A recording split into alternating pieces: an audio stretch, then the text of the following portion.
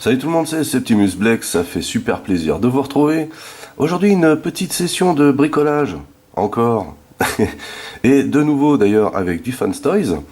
Car si comme moi vous avez eu la chance de vous procurer le FT07 Stomp, pardon, Stomp, de mieux en mieux, vous avez eu la chance d'avoir ceci. Ces pièces-là, qui sont dans le package, mais qui ne sont pas destinées à Stomp, qui sont destinées à Sever. Alors là, il n'y en a qu'une, puisque j'ai déjà installé la première pour gagner du temps. Voilà, en gros, cette pièce-là sert à combler l'énorme trou qu'il y a sous le mode Dino, car il y a eu aussi de nombreuses plaintes par rapport à ce trou. Moi personnellement, bon, je trouve que ça sera un plus de les installer. J'aime bien aller au bout du bout, donc voilà, on va en profiter vu que je l'ai. Mais je trouve pas ça indispensable. Après, par contre, autre chose, on est quand même en droit de se poser la question, pourquoi ça arrive après, alors que c'était si simple de le faire dès le départ. Voilà. Donc, voici le Fantastic Sever, car ce Dinobot est fantastique, et de plus par Fans Toys, c'est une pure merveille. Moi j'aime énormément ce Dinobot de Fans Toys. Et donc on va tout de suite attaquer.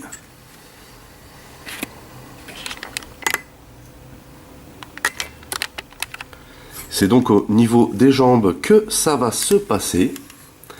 Vous voyez, j'en ai déjà changé une, et on va changer la pièce qui est ici. Alors, on va d'abord faire pivoter ça comme ça, et ensuite on va venir déloquer la pièce ici, et on va sortir tout le bloc comme ceci. Voilà. Ensuite on va faire sortir cette partie là. On va zoomer un peu.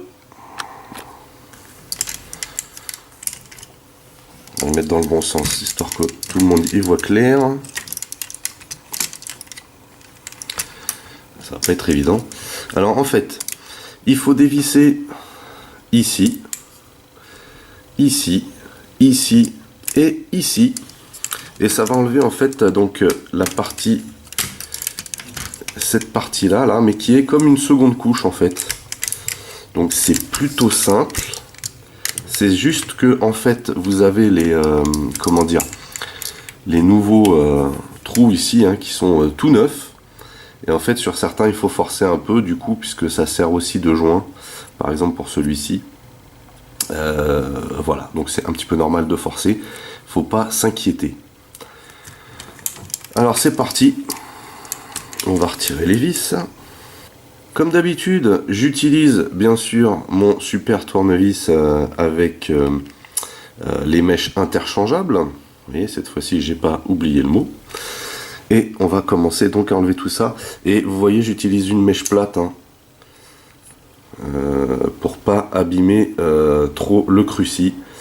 Parce que c'est le problème en fait du cruci, c'est que c'est comment dire, ça érode très facilement la partie d'accroche là, donc c'est pas top. Alors c'est parti, et de une,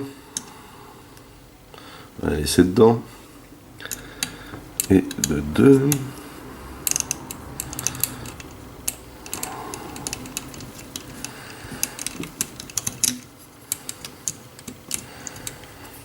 c'est vraiment des mini vis. De 3. Il n'y a pas beaucoup d'ailleurs de tours de vis qui sont nécessaires. Et de 4. Celle-là, elle est à l'intérieur, ce qui ne facilite pas l'opération.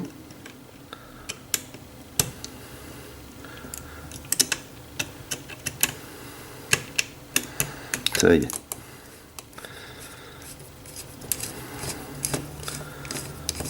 Donc a priori ça devrait être bon, on devrait pouvoir enlever la partie. On va glisser ça ici. Et essayez de l'enlever gentiment.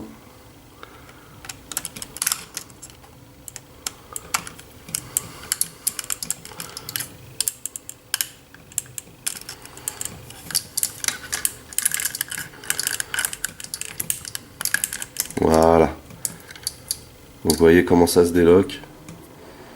Du coup, on n'a plus qu'à mettre la nouvelle pièce. En l'occurrence celle-ci. On vient la remboîter ici. Et on fait bien attention qu'elle s'emboîte bien à fond. Voilà. Donc on vient bien pousser la pièce ici. Et on fait en sorte qu'elle s'emboîte jusqu'au bout avant de la visser. Comme ça, ça évite certaines surprises. Voilà. Donc là, c'est bien emboîté. Et maintenant, il n'y a plus qu'à revisser.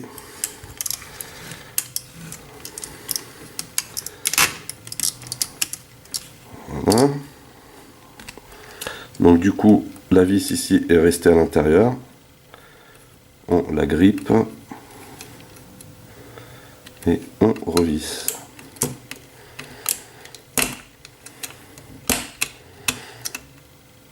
Voilà, ici, c'est vraiment pas évident.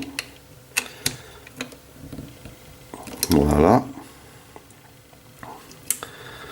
On va mettre les deux petites vis en position.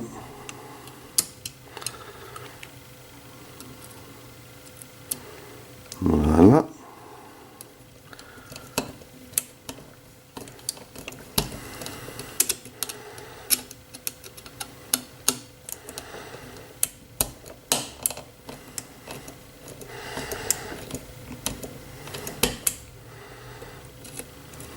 Même chose ici.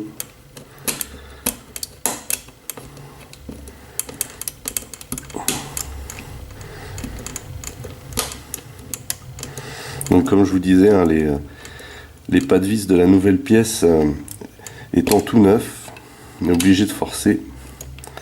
Voilà, un tout petit peu pour que ça rentre. Et donc on va venir réinstaller cette partie-là.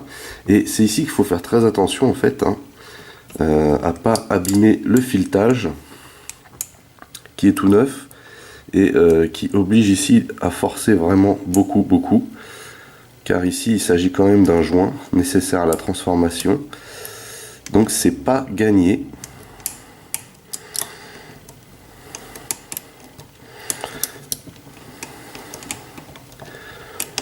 Donc ici on est obligé vraiment d'y aller.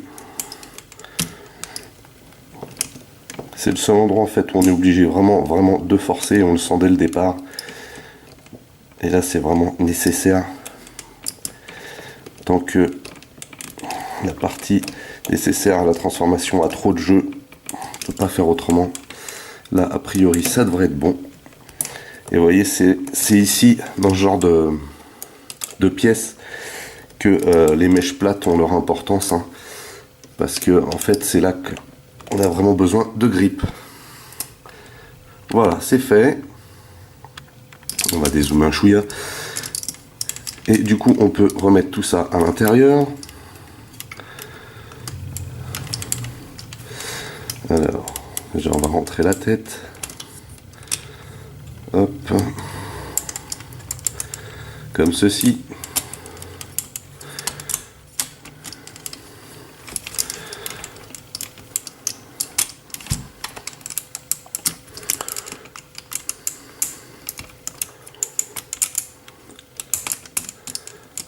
Voilà. Et on rabat le tout.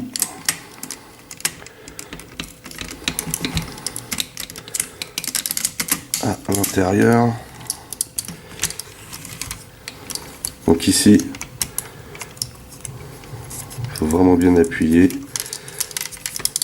Et là, bien sûr, ce qui fait partie aussi de la nouvelle pièce, c'est cette petite coche ici, sur laquelle il faut vraiment bien appuyer. Bien sûr, si on veut avoir une transformation parfaite ici, il faut glisser la petite patte à l'intérieur et remettre ça en position.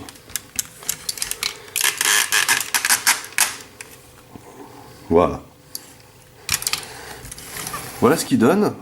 Et là, vous me direz, bah, aucun changement. Et oui, aucun changement, hein, finalement. Même en visuel, hein, le changement à l'arrière est pas flagrant. Alors effectivement, comme vous pouvez le voir ici, on a les deux panneaux qui sont là. Avant, il n'y avait pas ce panneau, donc on avait ce mold là, vous voyez, ici qui est apparent.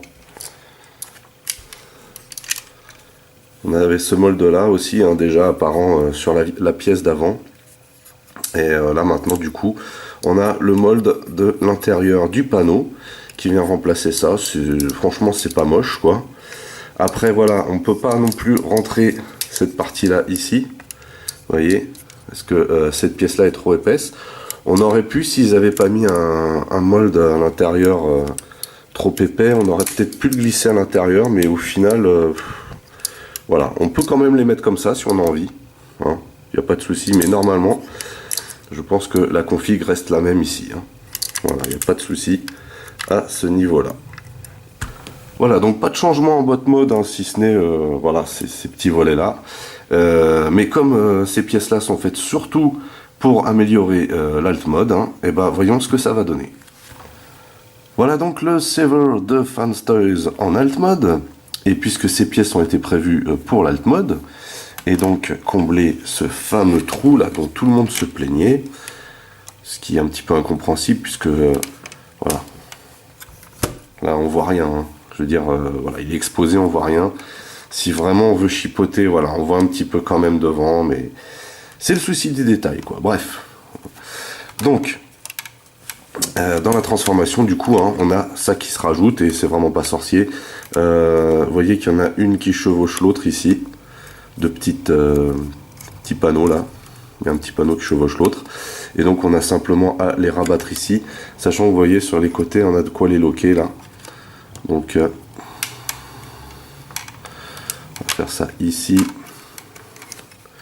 et ici. Et voilà. Voilà le trou de boucher. Voilà, toujours un petit peu ici, mais du coup, quand même beaucoup moins. On a toujours celui-là, hein.